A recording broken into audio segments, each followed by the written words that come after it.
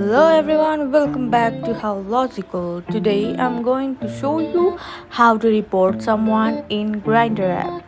First of all, make sure you have already installed and created your account in Grindr. Let's get started.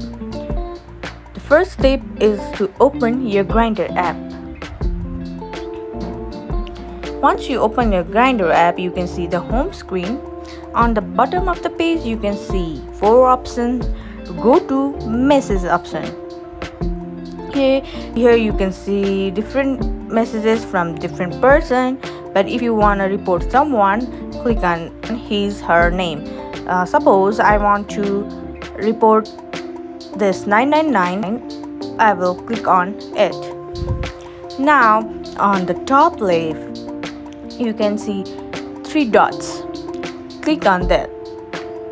Now you can see 4 options. The third option is report. Clicking on report, you can report the person, and you need to click on the reason why you are reporting this user.